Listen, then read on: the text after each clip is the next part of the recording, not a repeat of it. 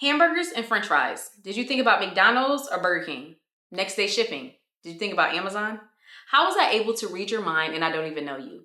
It's because a lot of these major brands use the same exact technique to essentially make us fall in love with them.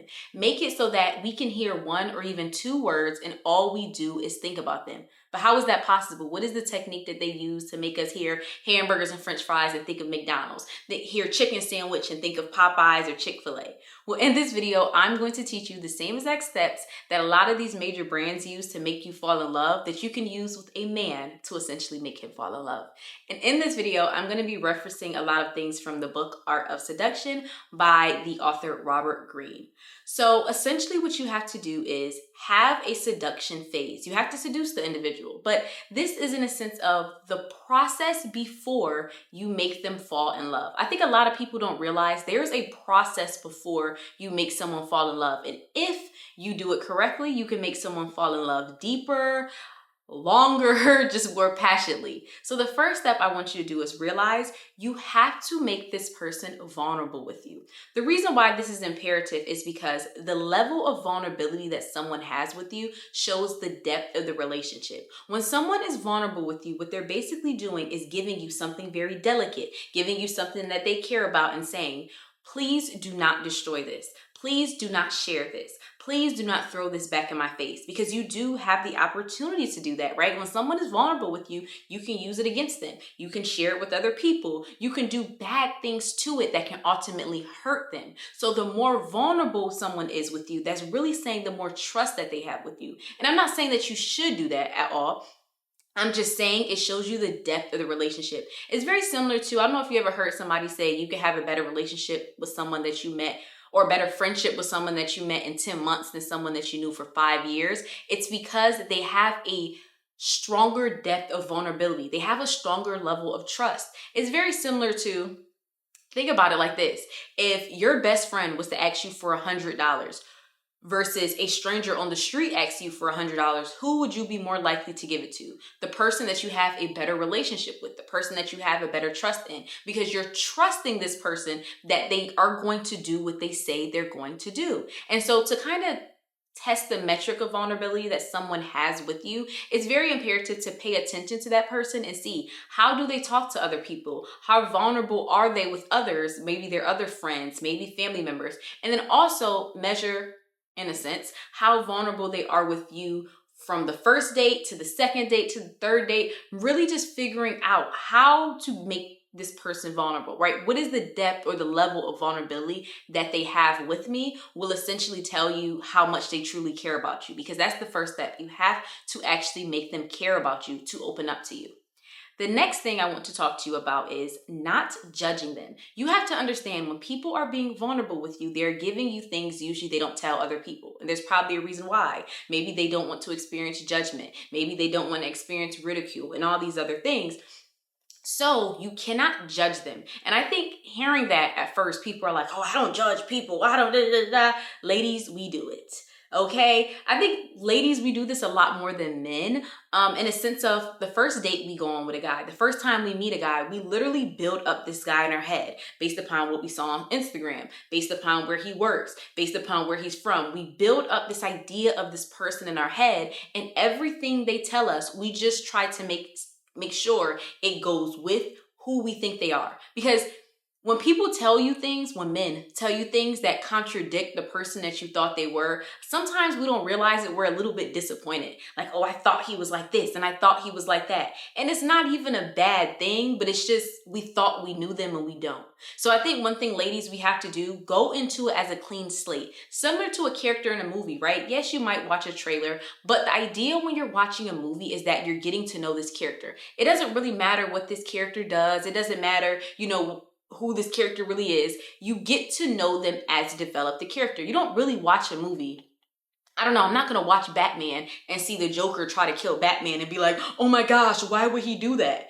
But if before you watch the movie, you big up the Joker to be this amazing guy and this great guy, and you see him try to kill Batman, then you're like, why would he do that? Why did you build up this fake character in your head of somebody that you didn't even meet yet?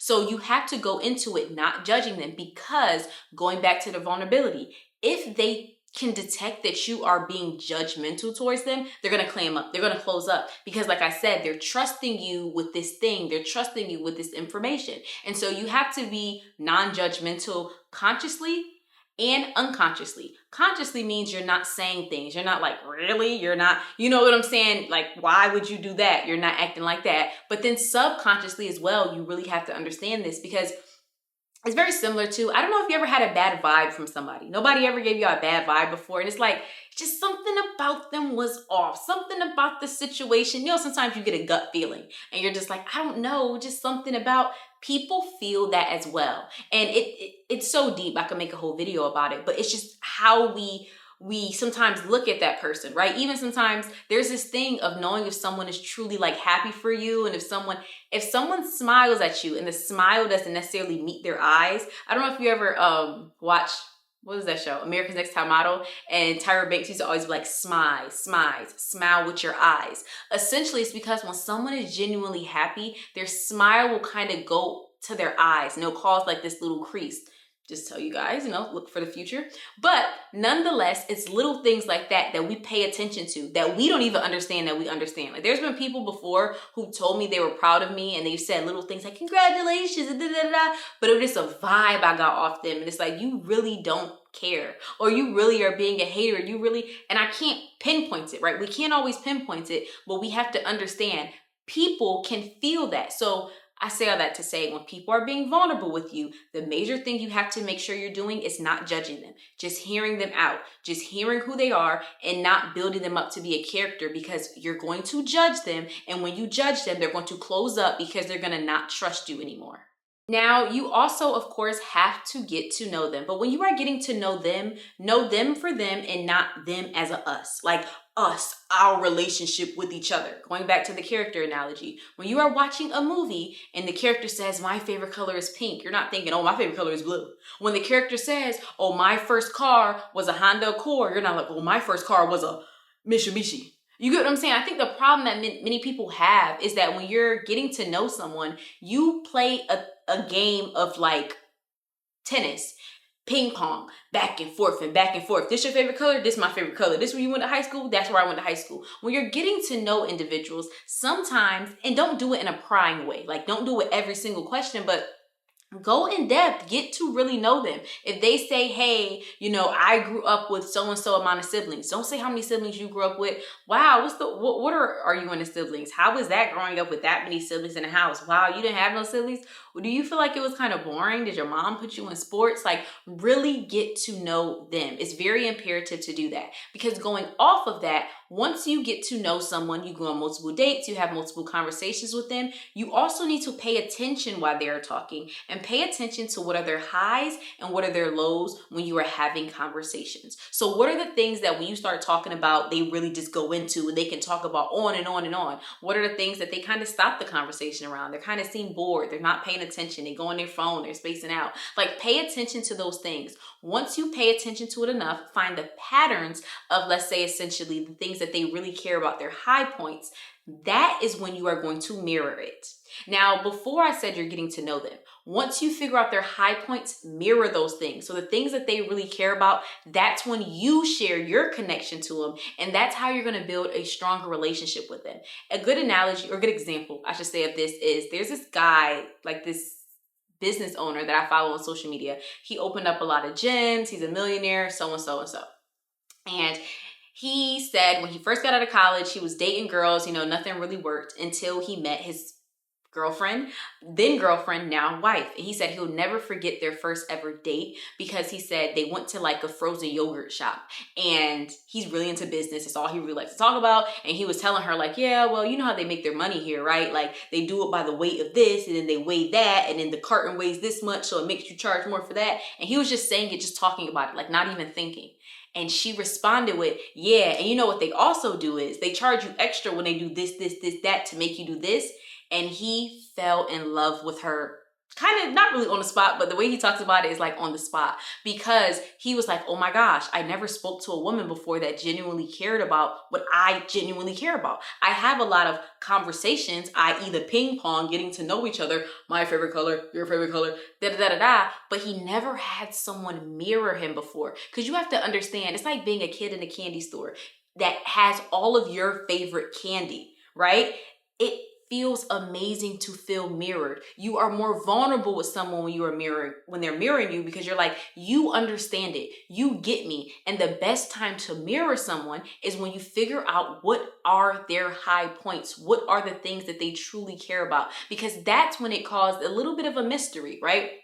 Another thing I want you to understand is when you're doing this seduction process, when you're doing this process of falling in love, I think a lot of women mess up because they do specific common actions, assuming a man is going to fall in love with them. So what do? Oh, I cook for him and I clean for him and I do all these things. And in essence, that sounds great, right? Because you're doing something to make him kind of do something, but you want a little bit of a mystery. When you mirror someone, it makes someone enjoy you so much that sometimes they don't even know why. Like, I genuinely don't even really know why I like this girl, but every time I'm around her, it's just like I feel so happy. Every time I hear her name, I feel similar to in the beginning of the video when I said hamburgers and french fries and we thought of the similar places. It's because that thing evokes an emotion out of us, a connection with us. And so that's what happens when you mirror someone. A lot of women say things like, oh, well, I cook for him and then he goes out and cheats on me. Yeah, it's so crazy. You cook for him and the girl that he cheats on you with orders DoorDash every single day. She don't even cook. The problem is too, I think when people are trying to do the seducing process, women, we think doing specific thing is going to make someone fall in love. No, we need to create this mystery. We literally need to make that person feel like, I don't know why I'm thinking about them, but I'm thinking about them. Create this mystery, create this kind of, not really a persona, but this kind of feeling that's evoked inside of them and they don't know why. But you know why. It's because you're paying attention to their high points, their pinpoints, the things that they really care about. So when they think about things that they care about, synonymously, they're going to think about you and they don't even know why. And I know some people are going to be like, oh, well, that's manipulation and being mysterious. You want mystery yourself. I think everybody wants this idea of, oh, I'm straightforward and I don't really, I put everything on the table. I don't want no mystery. I don't want no guy wondering. Yes, you do. It's the same reason why everybody watched the 50-part series of Tessa. It's the same reason why we like cliffhangers when we watch TV shows and movies, because there's this thing. It's a human literally trait. It's a human, fundamental thing of us just wanting to know. We want to know what's next. Our brains literally are going to think about it all the time. Like, what's next? What's next? What's the why? What's the why? It's why we like mysteries. We like thrillers, all these things, because it's the what's the why. So do not fool yourself into thinking, oh, if I give him specifically what he wants every single time, he's going to love me more. No, sometimes have that person kind of on a cliffhanger. Have that person wondering why. And you're the one that's, I guess you can use the word manipulating. I would just say dictating how things are going, but that's another thing that I want you to be aware of. Like, you can do it in a mysterious way and it's not bad. It's something that we all really want. Now, as well, of course, another thing I would talk about, and also going into the vulnerability, go to individuals' childhoods. Now, this is a very imperative, one of the vulnerability tip, but also sometimes making sure you are picking the right person to do this with. Because yes, this is a step-by-step process that you're going to have to do, but first and foremost, when people open up about their childhood, a lot of times that's when they are most vulnerable. That's when they've had most of their experiences. And that's when you truly figure out who someone really is. And so going back to what I said of getting to know them, another thing I think a lot of people miss out on is when people are talking about their childhoods, sometimes people skip to the next conversation. So when someone tells you their first car was a Hyundai, instead of you going deeper into that, you say what your first car was, or you change the subject to something else. They're talking about a specific situation that happened when they were 16 years old, 17-year-old, they were young. So go into that. Oh, wow, did you, Hyundai, you probably paid $2 in gas every single week. Those things were so cheap. Get them talking about it. Is that a car you wanted, or was that a car that, your parents wanted to get you? Like, I never heard of somebody 16 having a Hyundai, whatever the case may be, right? Essentially get them to talk, because then that's when they're going to be like, well, that wasn't the first car that I wanted, but my parents had me pay half and then they paid half and that was the best thing on the budget for us, and then really get them to talk. Oh, you pay half? Where was you working at? Really get them to talk. Well, I've been working since I was so-and-so years old. My parents instilled in me. My parents came from so-and-so country, and they've always instilled in me to work hard. So get them to talk about. Because another thing people have to understand with vulnerability, it's not always bad things too. Sometimes it's just information that they do not share. But sometimes people don't share stuff because people don't ask things. There's some people that never talk about their upbringing because nobody asked them about it. They never talk about, what truly matters to them and the things that they love growing up because nobody truly asked them. And they don't want to be that random person that's just bringing up childhood experiences, but do that because that tells you a lot about a person. That tells you what kind of work ethic they have. It tells you what kind of household they were raised in. And so going back to building up the character,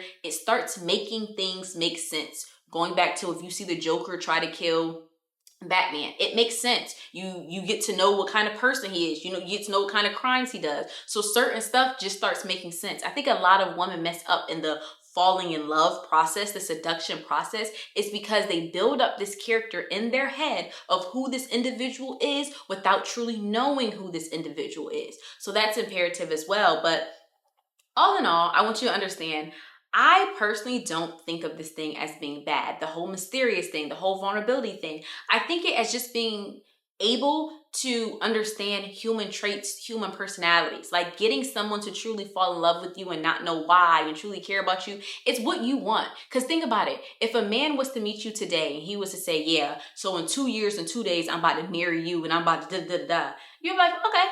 And in 2 years and 2 days come and you're like, okay, what time you about to propose or what time you about to It makes it less exciting. It makes it less like, dang, does he really even care about me? Like, soon as he met me, he said in 2 years and 2 days, like, how do I even know he cares about me? Because he already had this plan. But if he didn't tell you anything and 2 years and 2 days later, he proposed to you. And it's like, oh my gosh, he loves me so much and he loves me. Mind you, he could have had that mindset the first day that he met you. On November 21st, 2020, I'm going to marry her and I'm going to. But because he was mysterious with it, i.e. just not letting you know, it allowed you to kind of fall into it. It allows you to accept this thing more. And I think that's a very imperative thing, especially when you're choosing who you want to do this process with.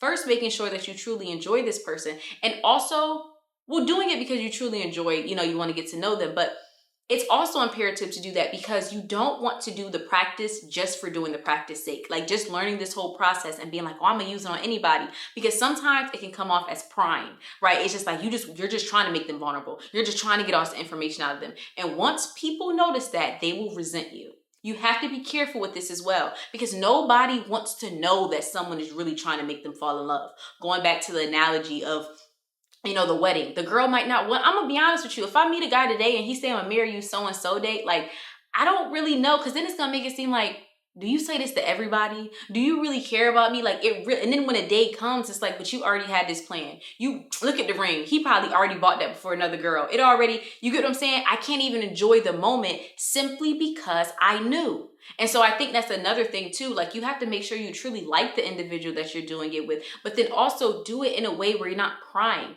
Going back to the analogy that I used in the beginning of the brands, right? An example of how McDonald's does this. McDonald's, when they first started out, they sold hamburgers, french fries, all this other stuff, like a lot of other companies. But one thing they did different and what made them so big is they started to go after kids. So they started a kids menu. Nobody had really a kids menu before them. And then what they did differently is they put toys inside of the bag. Why? Because they know as children, we are vulnerable to toys. We want toys. Then going off the mirroring thing, what did they start doing? In the beginning, they had the Ronald McDonald toys, but then nowadays, every major movie that comes out, the Hello Kitty movie coming out, you find Hello Kitty toys. The Sonic movie coming out, they have Sonic toys. They're mirroring the things that we care about the most, the things that are on TV, the things that we want to do. We've experienced them since childhood. What they did is they were smart about it. They said, the adults are already in their ways. They are who they are. We're going to get the children. One, because they're going to become adults one day. So they're going to have this love for us,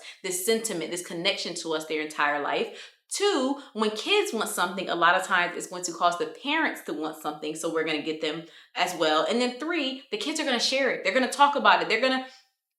And we don't even know why we are in love with them. McDonald's has been seducing us since we were children. Same thing with Amazon, right? Amazon has the next day shipping. What's one thing that we always will complain about? We will complain about wanting to get things faster. Another thing about, another way that Amazon, that's even the mirroring.